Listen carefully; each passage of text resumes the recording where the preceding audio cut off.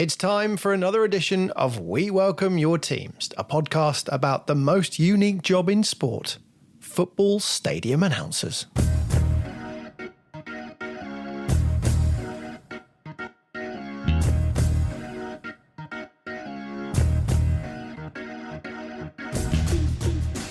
He forgot to turn my mic down. Oh, no. And I said to him, Alex, I'm just going for a pee. I bought a baby monitor, and the end that goes in the cot, I put in front of the commentator, and I had the other end so I could listen to his commentary. Yeah, when the fixture list comes out in the middle of June, you look at it and you think, well, that's a start. It might as well just be written in pencil, mightn't it? You know what I mean? So I just, wish them all a safe journey home. And I said, and take that bell with you. For the big finals and the big, the Club World Cup finals, the FIFA World Cup finals, why don't we do the whole Michael Buffer thing? Why don't we put the bow tie on? No one's going to go, do you know what? He didn't tell me what the attendance was. You don't go to the cinema and the cinema manager comes out at the end and says, well, thank you very much indeed for watching Avengers Endgame, and there were 342 of you in the cinema this afternoon. I'm having this vision, Mark. You've obviously got to do your link. You've got to press eject, keep it flowing, your link, turn it round, start it, and then wait for Simply the Best to kick in. Is that how it was? Absolutely spot on. That's brilliant, that's Yes, this is the podcast about those people whose job it is to speak on the tannoy at football. We count ourselves as some of the luckiest people in the game, and on this podcast, talk about how we got the job, why we love doing it, and the moments we've been part of for our respective clubs. Some of them amazing, some historic, and some just downright embarrassing. From the plate-spinning DJ/presenters to the professional gobs on sticks, there are loads of stories to tell from years of being part of the British institution that is a football match day.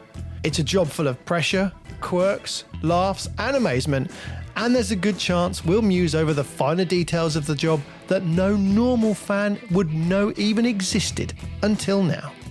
Brought to you alongside the team behind the best music on match days, Shoot Music, this is We Welcome Your Teams.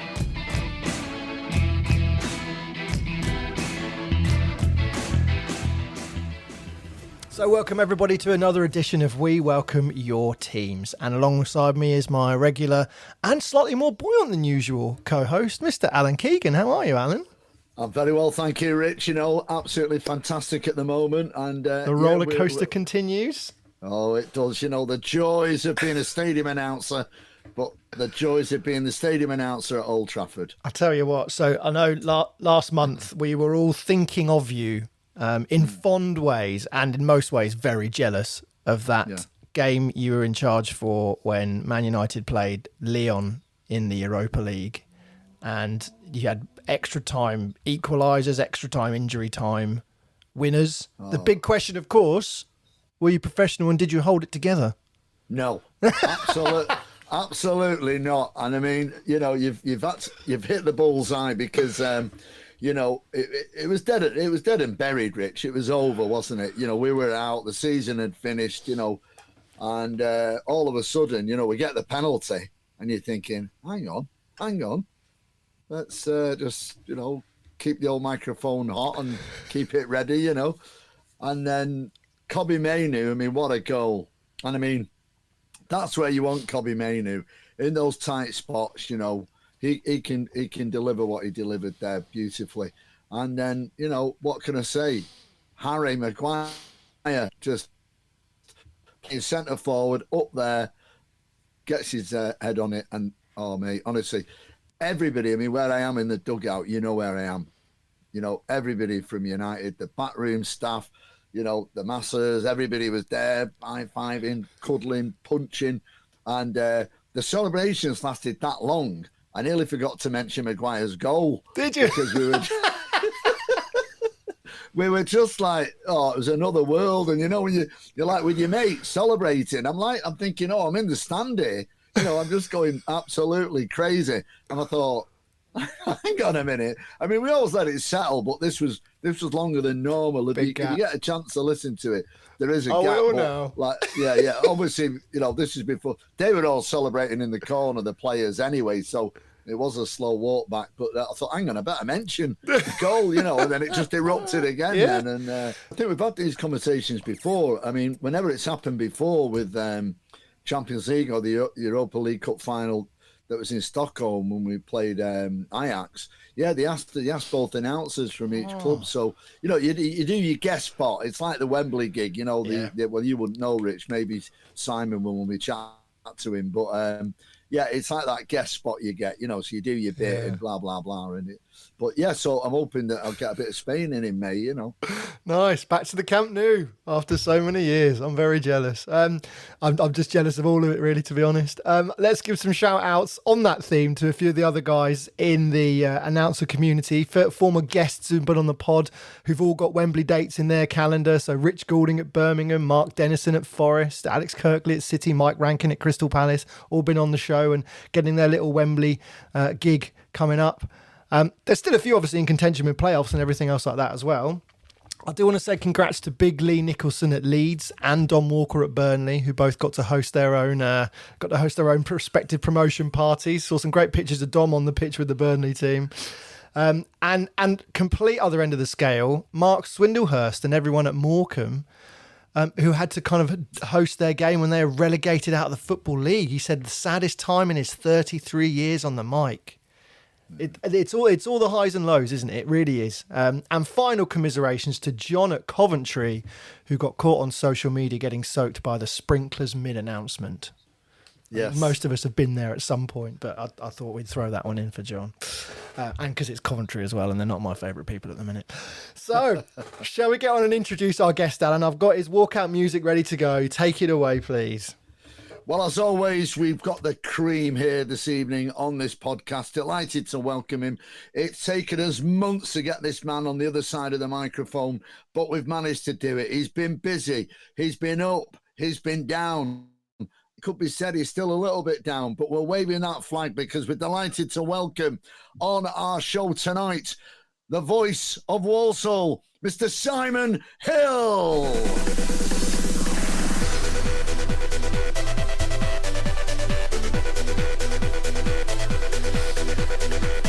Got to say, this as far as walkout tunes go, Si, this is definitely up there. We've had it mentioned so many times. It does just the job, and obviously, well, I was going to say it's doing the trick for you at the minute, but maybe not the case at Walsall. How are you? Oh, very well. What an introduction. I mean, look, if you're going to get an introduction, you've got to get one from the icon of pitchside announcing, haven't you? And Alan, thank you so much. And Rich, really great to be here. So thank you so much for having me, gents. It's incredible. And it is, look, Sandstorm did well for us for a period, at least, of this season. And did you say that you're thinking of changing it next season, Sandstorm? Yes, we are in talks with a couple of ideas to mix it up for next season. We could potentially bring in Country Roads back to the Bescott, so a more upbeat version. Yes. Controversial. Got to dig out those classics. Keegan's going to claim that, Hey. What's going on here, Simon? We're only 2 minutes into the podcast and you calls in trouble. I can't believe it. Do you mean the John Denver version? No, so we're looking for a more dancey version, apparently. That's what the office is saying. But do you know what? I'm going to have to go away today from this, Alan, and I'm going to have conversations because we can't be upsetting the entire, league and football league here. So we'll have to have conversations after this. Yeah. Well, listen, I don't know if you've seen it. I mean, I think you have, Rich. But what's happened now? So basically, very quickly, because it's about you, Simon, but very quickly, when the players are in the tunnel at Old Trafford, we play This Is the One, right, by the Stone Roses. So you've got the Manchester connection, the fans in the stadium, they know that, the players are in the tunnel. That's another one you can't have, by the way. You're not having that one either. No, exactly. No. And then what we now do is the teams do the handshake. The minute they finish the handshake, we go into Country Roads because, it's United Road. Take me home to the place that I belong, to Old Trafford. So next time you're watching the telly, just stay with it, guys, and Bruno Fernandes has really pushed for it. Don't get that very often. Well, this is it. Well, No. Yeah, I mean, so- look, it's nice that the players are getting involved in those choices as well. Yeah. Listen, I'll tell you what, he's been fundamental because in a Europa League match earlier on in the season, we've been playing it sort of prior to the kickoff, and he asked the question, could we play it sort of right, before the whistle? And UEFA sort of said, well, hang on a minute, we've not really been asked before, and, we're not too sure. Anyway, Bruno Fernandes said to the club, do it, we want it, and we did it. And it's brilliant because we play the first chorus, obviously up to the chorus of, Take Me Home. We drop it for the fans. Yeah. And then when the second bit comes in, we drop it and then we leave it to the fans. So come on, Simon Hill, have a word with those people upstairs. Strike it off the list now. Yeah, that one's off the list. I'll be sending the email in just after this interview, Alan. Don't worry. Yeah. And the link where Bruno Fernandes has endorsed it. You'll find it. He did a bit of a feature on there on Man United on the website, so it's all there for you to give the evidence. But I do know there is a dance version, and we also have, and I do have in my collection. I've got to be careful what I say here, Rich, but I think you might, the days of bygone pirate radio stations, we do sort of have a pirate version of it as well, which the fans loved. And then until PRS got involved, we can't play it. Yeah. Yeah. Anyway, sorry. By the way, Si, that means they still play it, but they don't want anyone to know. Right. Well, we've kicked this off well, haven't we? We have. Well, basically, we've just bought 2 new season tickets at Old Trafford for people from PRS to make sure they're there every game to make sure he doesn't play it. So there you go. Well. We've upsold it already. Si, there you go. So just to start off, welcome to the show. You now have 2 songs you cannot have on the Poundland Bescott Stadium playlist next season. There you go. That's that sorted. What about you then? How long have you been there and how did you get started? Oh, where do we start with this story? So I'll be going into my 4th season after this. But how did I get started? So I'm a broadcaster by trade anyway, and I began my journey in radio and everything else, went into TV afterwards. And I think I was working in Poland. I was hosting a show over there. And I got sent the application that Walsall Football Club were looking for, a new pitchside announcer. I was like, yeah, fine, I'll just send my stuff over. Completely forgot about it, I think, because I was so caught up in the work in Poland. And I had then sent it by email anyway, but the date had passed for the applications. Sent my show reel, voice reel, everything you can think of. And they got in touch pretty much, I think it was like 2 days afterwards. And they were like, are you able to come in for a chat tomorrow? And I was like, well, I'm not back from Poland until next week. So I got back from Poland, and the day after I was in the Walsall office. They loved what I did. They thought it was a very different take. Gavin Drake previously was fantastic. Real old school guy, but knew exactly how to connect with the fans. And he was a brilliant guy as well. So there were big shoes to fill. And I got my first gig trial. They went, brilliant. Would you mind doing the Villa game next week? Well, Walsall Villa is always a sellout. Right, it is. Now, I know 11,000 to you, Alan, is a quarter of a stand in the corner somewhere. But for us, the atmosphere was bouncing, as you can imagine. A full stadium, Simon.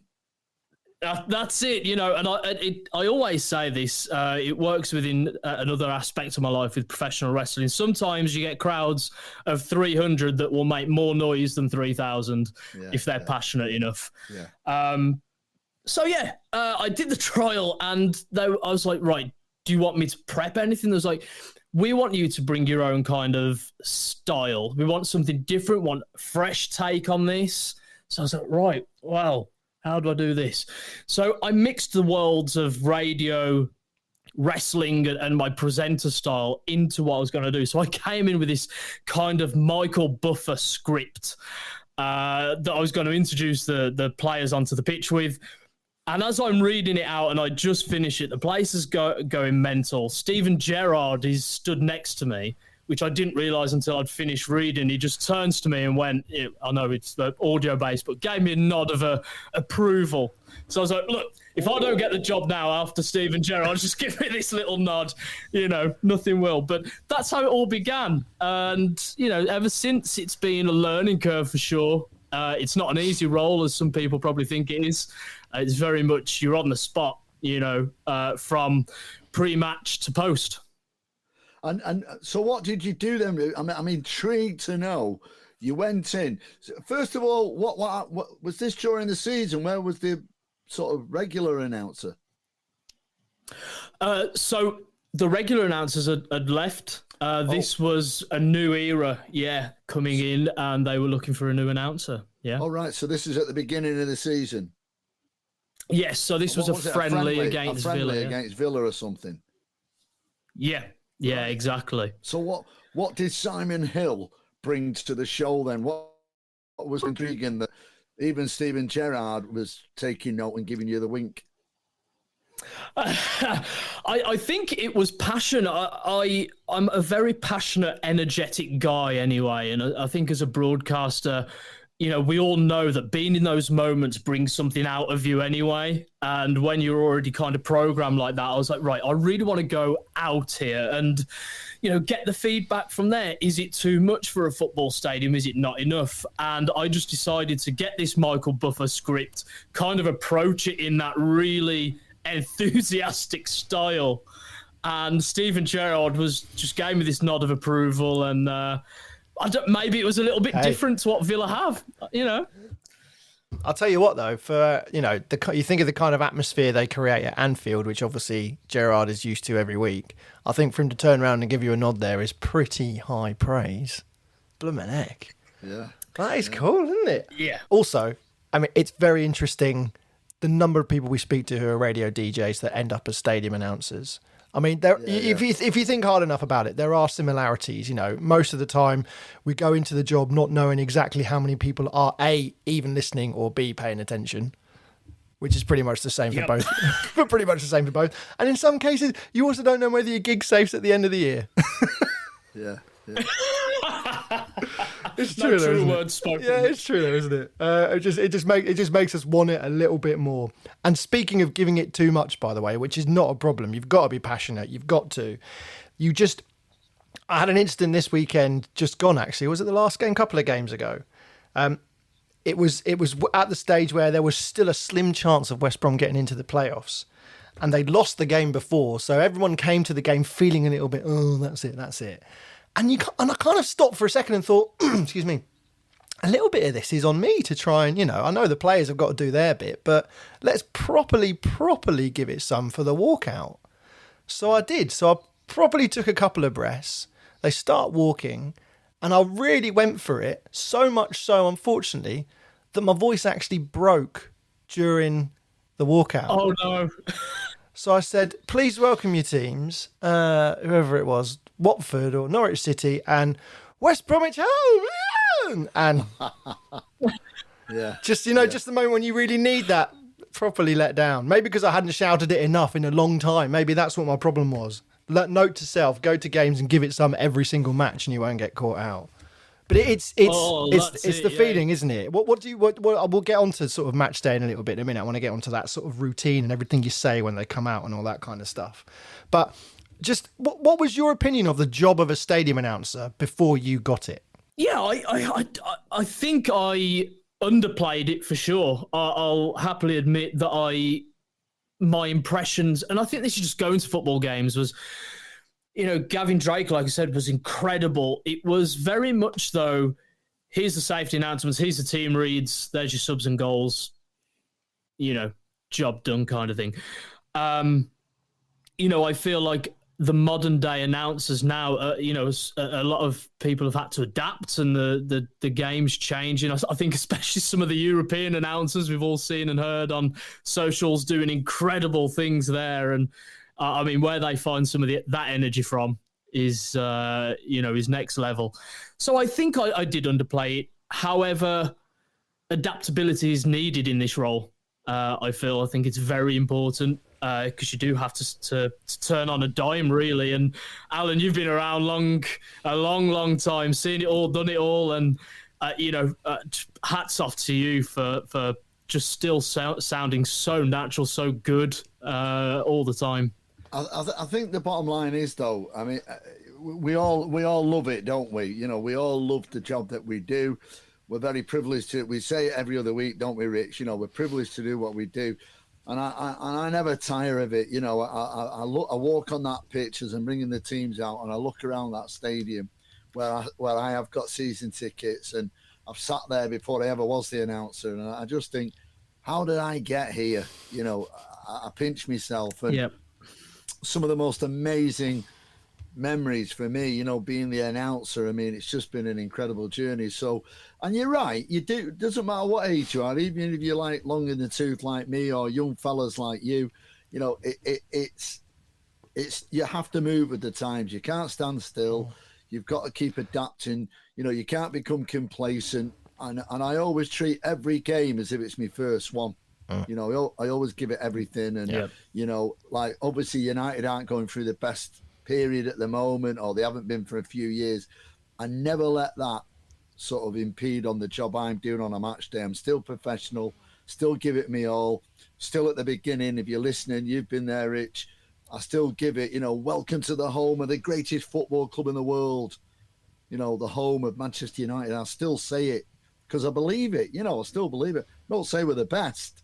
I just say the home of the greatest football club, you know, and for me, I believe that. So, yeah, and then we have to adapt, don't we? You know, you've got VAR now, which you guys don't have to deal with, Simon. So you have to adapt in a different way and move at the time. So there's different challenges for all of us, but it's still the best job in the world. Not wrong. It really is. What's your position like for games then, Si? Let's get into what your match day's like. What's your position like? Where you sat? Close to the action, far enough away? I am very fortunate. So I get to stand in the dugout pretty much between both benches. And it's incredible because, you know, I'm next to obviously all of our players, but I kind of lean up the away end.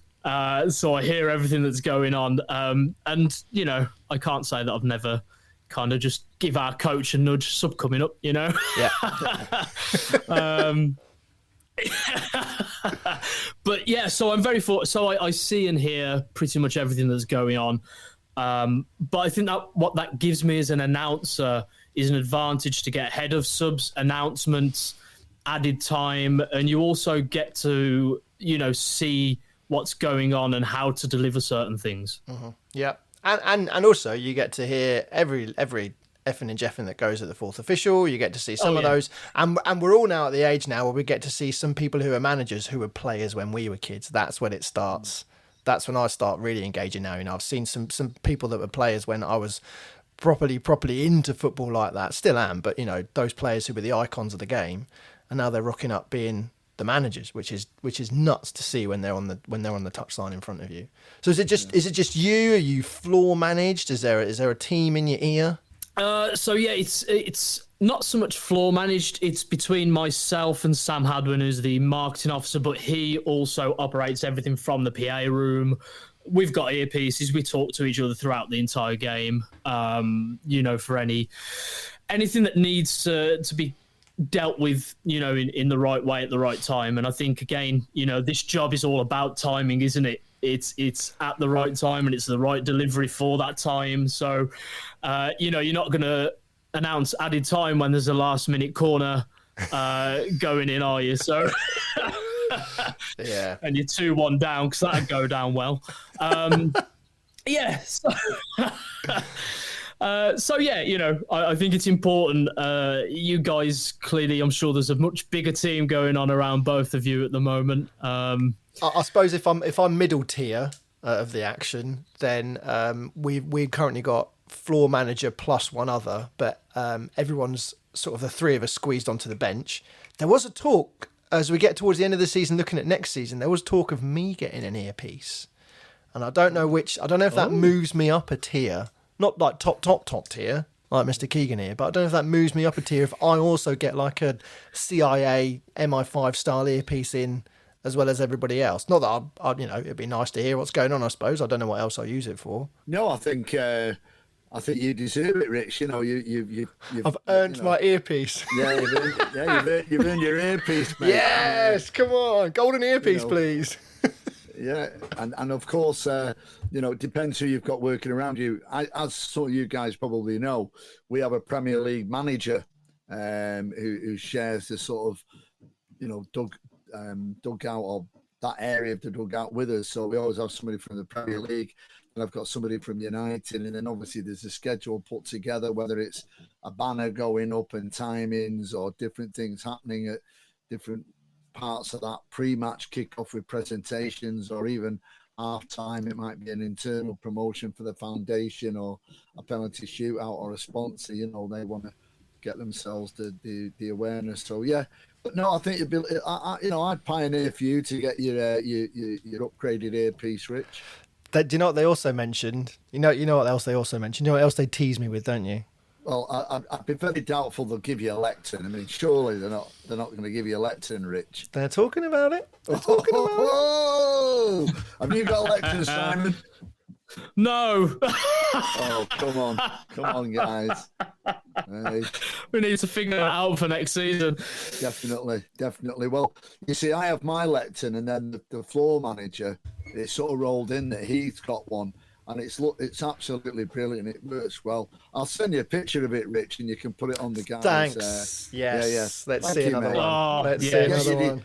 I can give you some advice about the design. Like behind it, where you can put your sort of your rucksack, little shelf and stuff. Folder inside if it's raining. Don't have it blanked off, Rich. Make sure there's a shelf on it. Thank you. I will remember that. Back to you, Simon. Exciting time. So what's the setup with you, Si? Come on. I'll be pitching that for next season. 100%. That's going right in the pitch. Yeah. Well, I mean, it might keep me away from the away bench. So Yeah.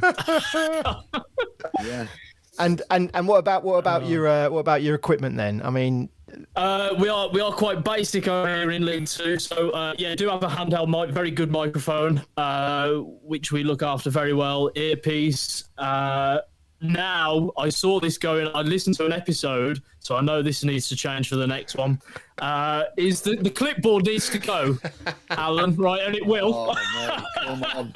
Hey, I know, amateur hour over here, mate. Oh, mate. I mean, what, Rich? What I'm gonna do?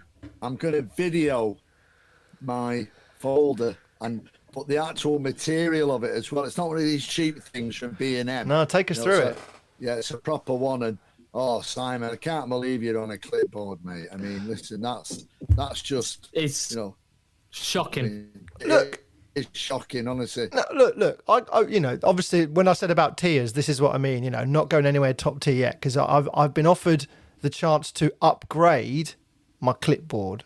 We're not stretching to the leather-bound folder. I've been offered the chance to upgrade my clipboard to a branded one, but and I was allowed to go on Amazon and have a little look around. And there are some hybrids. There are some handy little hybrids available these days, where you got clips on. You open it up and there's a clip on both sides, so you can have it open like a leather-bound folder, and you can have maybe your team sheet on the left and then your script on the right, and you just tear off your sheet as you go through. If of course, and this is my little bugbear, if of course they got their page break rights on the script, and you're not turning your paper over halfway through a read.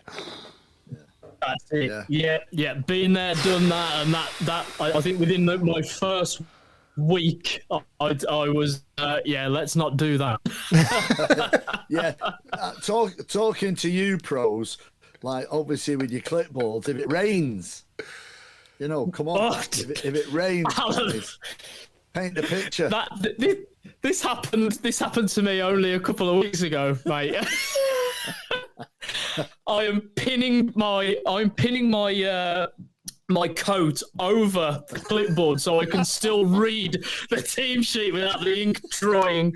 Getting so sorry. Oh, honestly.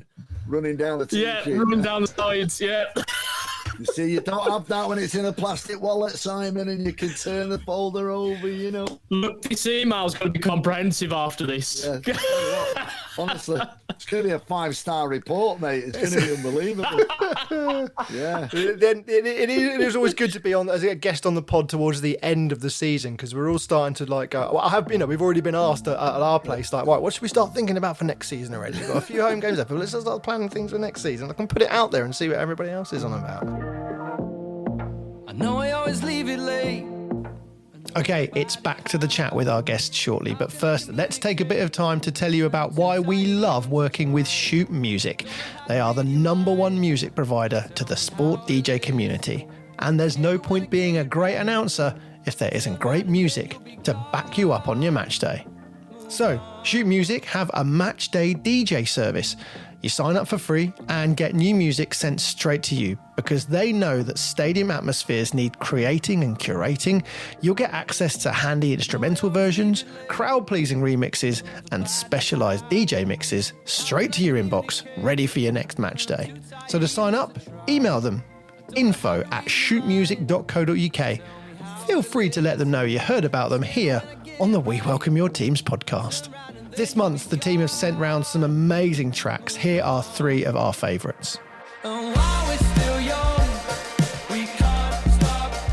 we're going to start with some uplifting, triumphant indie pop at its best. This is Harry Lyon, and the tune's called While We're Still Young.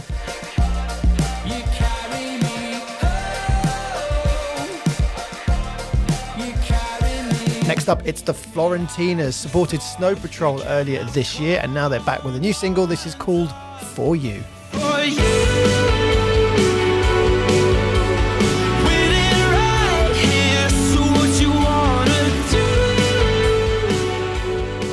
And finally, it's the Sherlocks. Something spring going into summer about this. It's called Everything Must Make Sense. If we break, it's a risk we've gotta take. 'Cause to me, it's the same, just an ordinary day. And there you have it. All tunes that were sent straight to our inbox just because we're signed up to Shoot Music's Matchday DJ service. Perfect for announcers looking for new tunes to add to their matchday playlist, or recommendations to pass on to that person in charge of matchday music. Shoot will also support the great job announcers are doing with social media plugs and interviews with them as well. Plus, they're always looking for that next artist/club collaboration that could involve your team. And remember to see which tunes are doing the business at sports stadia around the world. Check out the Stadium Chart. There's a new one published every month. Okay, that's plenty for now about the great job Shoot Music do. Let's get you back to our guests with this episode of We Welcome Your Teams. And just a bit on your script side, is that all completely written out for you, or are you kind of ad-libbing from key points? How's it work? What do you prefer? So it's a bit of both. So obviously, like any announcer, I think there's certain beats you need to hit throughout the game, safety announcements, apart from team sheet sponsors. And there's going to be activities on the day that need to be read out again along with sponsors or whoever's invested in that game. There are things that I do ad lib more so to do around the crowd interaction. I'm lucky enough that the club trusts me to do that in the correct professional way without getting too excited. And but it's a very team collaborative effort. I can't sit here and take all the praise and credit for going out there and, delivering all this. I think it's important that you have a good team behind you because, that's what makes a good announcer. It's what makes a good team. Yeah, I totally agree with you on that one. I mean, when you're looking at that team, though, obviously, because you're at the forefront of it, you're the guy on the mic that takes all the hits, So what's been your best moment and what's been your, if there's such a thing as a worst moment or where that clang has happened? Share those moments with us. Oh, right. Okay. I'll tell you what, we'll go with the good one first and then we'll get on to the clangers. There's been a couple of good moments. So I'll go into the Walsall one itself in a moment, but what we've been fortunate enough to have is a relationship with Aston Villa where we have hosted a few of their friendlies. So I've got to announce Lazio and Atletico Bilbao and these kind of teams, which have always been so incredible. And with the Lazio thing,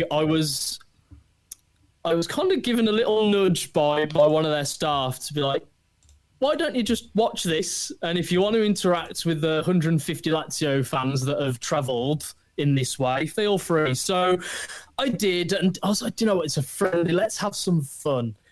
So reading their team sheet out, I got onto the wall which separates the pitch and the stand, stood in front of these Lazio fans, spoke a couple of words of Italian. I can't remember what the word was. It was something that was given to me, and it was scripted because I don't know Italian. But apparently it came out all right, which is the main thing. And then read the team sheet out, but I read the first name. They would go with the second part of the name, and all through that, and they were so hot, and it was incredible. It was a real treat, that one. I'll tell you what, when we do have the Villa guys at Bescott as well, I tried to do something similar with them, and I walk over to that stand with them, and and they do follow most of the time. But you know, they do. Because you've got to have balls, not only as an announcer but as a club in general. If you're going to apply the old callback routine, you know, I know it works at Arsenal. I've seen it happen there. I don't know anyone. You know, I think Palace still do it, but you've got to have balls for that one. Look, it's got everything in there to go wrong, hasn't it? Yeah. It really has. But, you know, again, we go back to one of the first words we used on this episode, and it's adaptability. You've got to be able to go with it on the fly. And swallow your pride when no one says anything, you know, for like the third substitute at the end of the, you know, when you're reading the subs out and they don't do it.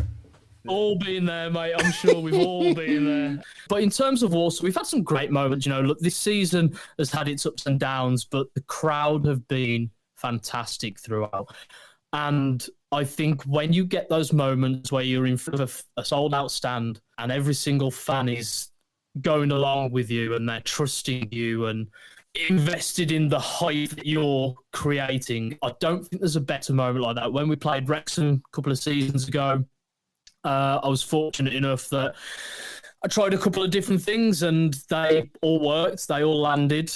And afterwards on social media, there were hundreds and photographs of Walsall fans just going, this guy killed it today. What an incredible atmosphere, props to this guy. You know, so like, I don't take that stuff for granted now, you know, because you're having an impact on other people's lives. Yeah, absolutely. And I think sometimes we forget that, you know, where at United, the fans are very close to the dugout, you know, and on a match day, sometimes they're asking me for photographs and I feel a little bit embarrassed with it all, you know, like, but then I think to myself, well, you know, you're the sort of nearest thing they can get to the club, I suppose, or we are, I should say. And, you know, I'd never be rude and not do it, you know, so it is very important that we are that go-between, if you like, and we show respect to the fans as well. You know, it sounds amazing. Anything else to add to that, Simon? Yeah, so the clanger. Right, let's have a laugh about this one. Now, so I am a Walsall fan at heart, and that's what makes this job even more special, I guess. And there are occasions where the fan will occasionally just appear. And I remember we're down 3-1 to Newport at half-time. This is last season. And all through this game I'd say for the last 20 minutes as we're coming up to half-time, the Newport fans are goading the Walsall fans. So we do our half-time challenges and interactions, and then I get on the mic and go, right, Saddlers fans, Newport have been saying this all game. So, look, let's get behind the lads, you know. They need firing up. You know, we're getting into the second half. I got booed by 7,000 of our fans that day. And my word, did I learn a lesson that day. Wow. Yeah. That's a it first.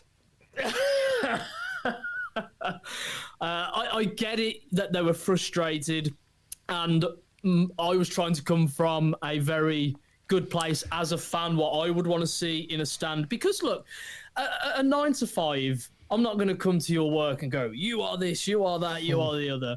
It's never going to work. So I think, you know, look, that was a lesson learned for sure.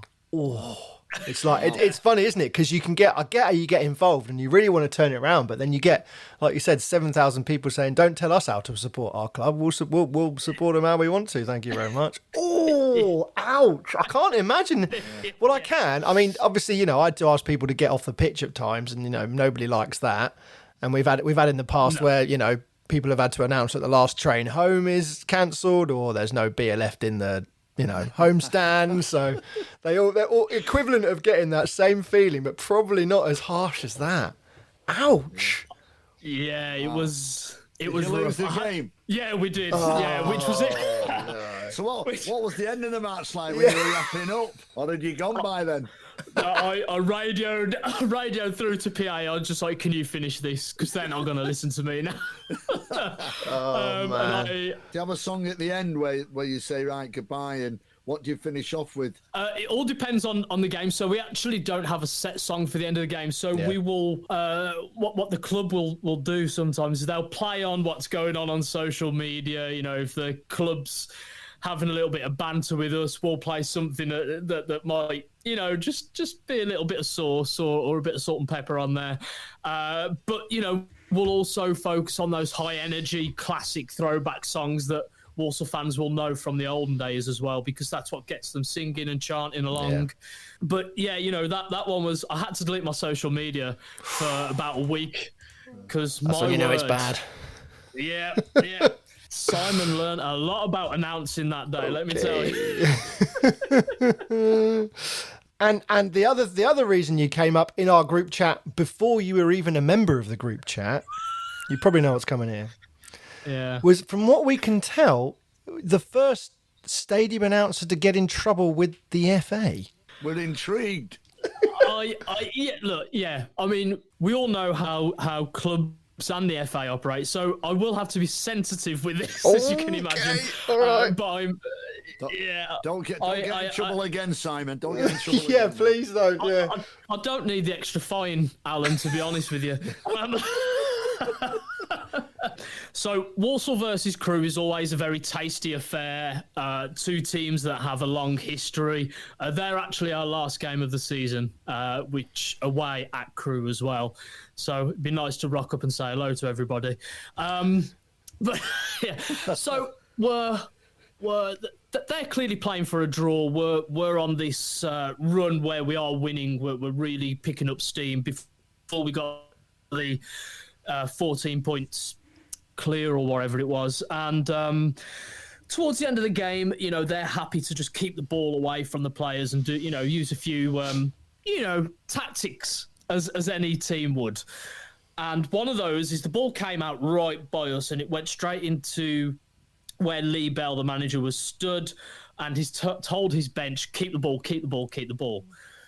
Now, there are other balls around the pitch, so hindsight's a weird thing, but Liam Gordon has come over, tried to get the ball. They won't give it us. So our kit manager has gone, give us the ball back or I'll come and get it. So he's tried to go around, get the ball, gets met with a little bit of handbags, and then I was met with the same aggression. But I do want to say that nobody, and this is what was sadly mistaken by the FA. Again, they had their reasons. That's what they're there for. They're there to do a job and enforce the rules. But they were under the impression that there was a lot more than just a little bit of handbags, and it was nothing more than that. Lee Bell and Darren Byfield actually, helped separated everything, and that was the end of it. And it was very small compared to what was in the papers and all over everything. Which again is what we never knew that was happening from the FA. We never knew they were going public until they told us on the day. Right.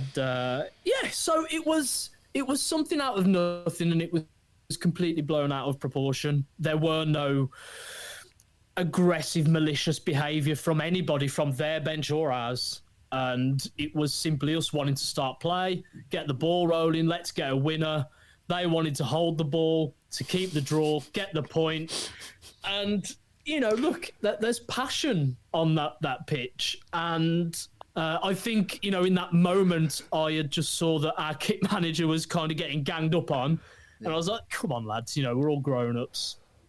But, what the funny thing is, is Lee Bell in his interview was asked about this after the match, and Lee Bell went, well, clearly their staff are passionate about the game. We want to see that in the match. So if he's saying that, it wasn't that much of a big deal, as to say.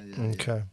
Fair play. Okay. There it is. There it is, laid out. And that's the truth, Your Honour, and we're sticking to it. Yeah, absolutely. Thank you. Absolutely. Love it. Don't let the truth get in the way of a good story, That's Simon. the problem, isn't it? Yeah. That is it. But, again, I think that the worst part of all of that was actually the aftermath and the media. And we never wanted or expected any of that. I always joked to my parents, one day, Mom, I'm going to be famous, I'm going to make it. And, she joked about it. It was like, I bet you didn't expect it to be like this, did you? I was like, no. Are you going to keep the paper cutting anywhere? Is it going to go in like the old announcer scrapbook? No. I think I was, as much as my name was out there, it's not how I would want my name to be out there. Well, do you know what? I'll tell you something. In all the places I looked, I couldn't find your blooming name, because if I had done, I've had you on this pod a lot blooming sooner, I'll tell you that. Yeah. Unbelievable. That's why you've still got a job, Simon. Well, yeah, this is it, isn't it? And I've got to give it to Walsall. They had our back from the off. I am so grateful. Ben Sadler, in particular, he fought for us, and I couldn't be more grateful to have the back like that. He even came out on socials and replied to someone's comment, was like, oh no, we support Simon and Dave wholeheartedly, And I think he had a little bit of a thing with the FA, He said, I don't understand why the FA needed to do any of this, but Wow. Okay, good. Right, let's get back on the intricate bits. Who's your most syllable-tastic player to announce when they score then? I would probably say David Akagbue. Okay. I'm glad you said it. Yeah. That's a pretty good one. Yeah. Give us an example then, as if he's just netted, just so I can hear that properly. Scorer for Walsall, number 26, David Akagbue. Oh yeah, I can hear that. Yeah. No, that's got something behind it. I like that. And something that came up in the group chat recently, which we should ask people more often. We don't check in on this one. Again, it's a bit of the union welfare thing kicking in. Are you fed on a match day, or do you have to sneak your own bag of jelly babies in? I'm a bit of a fitness freak, Rich, but we do get fed. There's chips and sandwiches and stuff. I end up taking protein shakes because I'm weird like that. No, there's nothing wrong with that. Yeah. It's just explain when you get your bag searched on the way in, you have to explain to everyone that's like that's your homemade like prune and nut bar that you made like 2 weeks ago that you're trying to get in tin foil, and it's nothing that I'm going to throw at anyone. I'm just hoping there's no substitutions or immediate announcements whilst I'm trying to force it down before half time. Yeah. It's it. But normally, so all that food, is that kind of like is that in the press box, and you can just kind of breeze through and grab a sandwich and a chip on the way out? Yeah, exactly. Okay. Exactly. Yeah. Right. So I usually get there quite early because Walsall. So I do like a pre-game show on there for their socials and stuff. Oh, nice. Where we run down the lineups and we talk about what the game means and that sort of stuff. So I usually get there quite early, get some food in, and I'm good to go then. Yeah. What happens if you miss a game, Simon? Have you got a sub? Who steps in? So Sam Hadwin has jumped in for me in the past. He works at Walsall, and he's done a great job. He really has. He's a little bit less loud than I am, if that makes sense. But he's certainly enthusiastic, and he does a great job. Has he got eyes on your microphone though? I reckon he probably has. I think he's probably.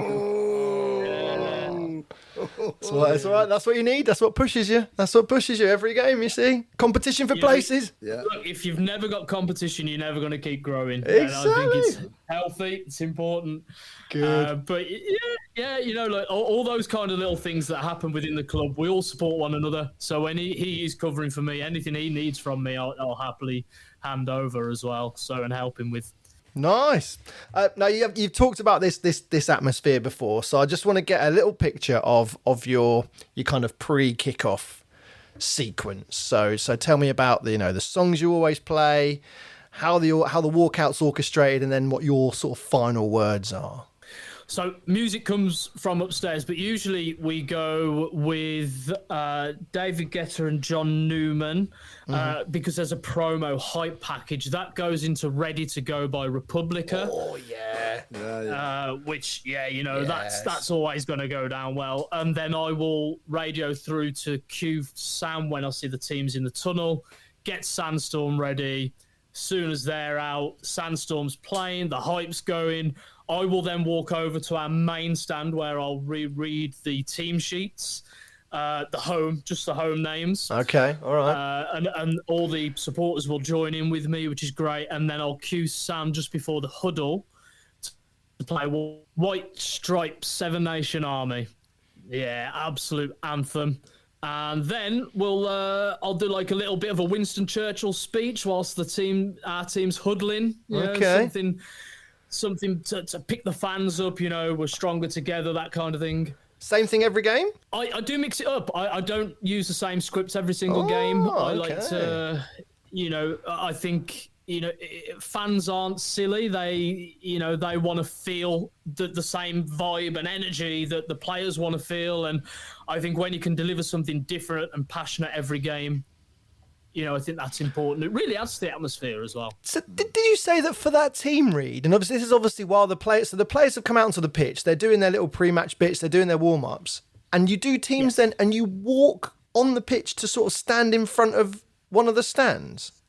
The big Poundland stand that we've got, I will walk from the dugout then, and I will be in front of that whole stand reading our home team out. Yeah. That's a nice touch. Yeah. I like that. We're always rooted to the spot, aren't we, Al? But I like the sound of that. No, well, actually, are you not, Rich? No, I used to do that as well.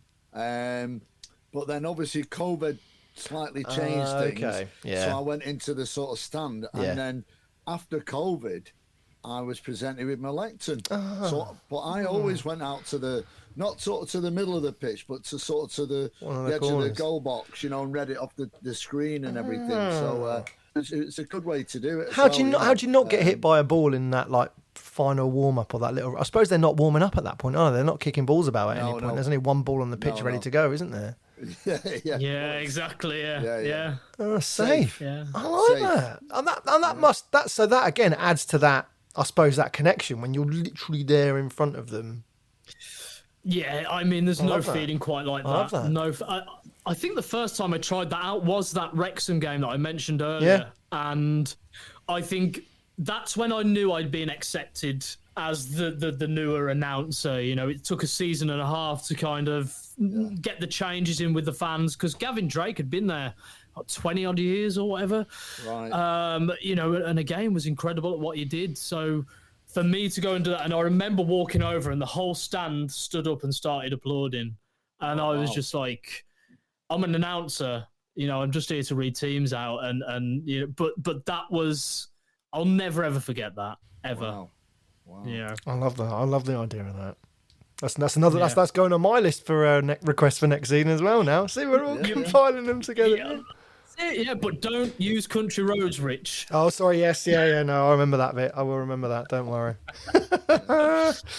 Awesome. So look, Side. Now you're a few years into it. So let's finish on what life is like as an announcer. What's a question you always get asked when people find out you're the announcer? Can you get me a free T-shirt signed? A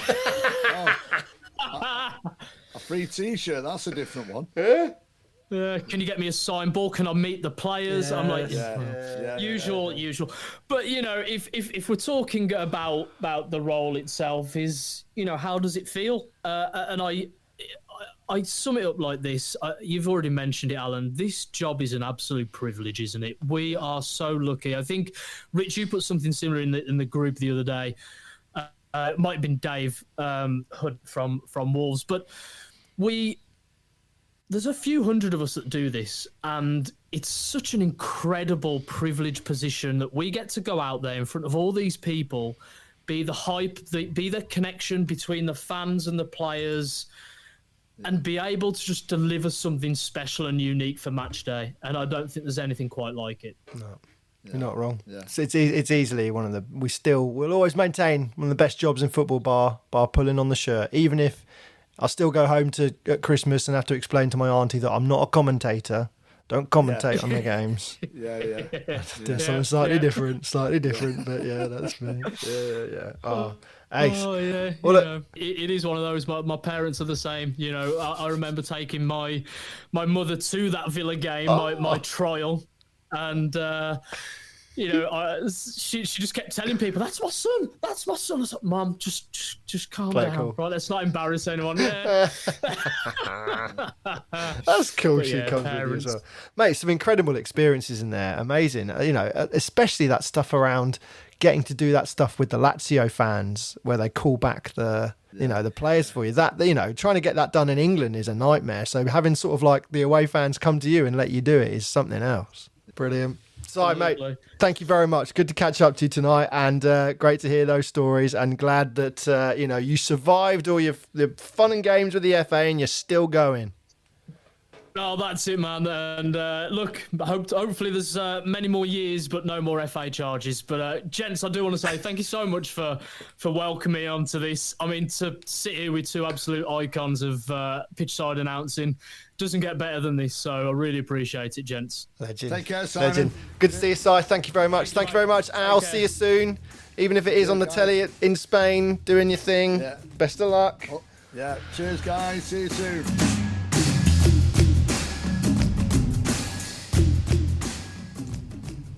So thanks to you for listening, and also thanks to Al for being our co-host, of course, and a big thanks to Simon from Walsall. And a final thanks to Shoot Music for their support with the podcast too. Remember, they're looking for more matchday DJs and announcers who want their free matchday DJ music service, where you get new music and special versions to add to matchday playlists. Their email is info@shootmusic.co.uk. And that's just about it for our season. All those announcers whose season is done and dusted, congratulations, well done. Go and get that in deserved rest. The rest of you who still have finals and playoff games alike, good luck, enjoy it, and we'll be thinking of you when you have to do your 7th announcement of please get off the pitch. In the meantime, take care of yourselves, and we'll see you all soon.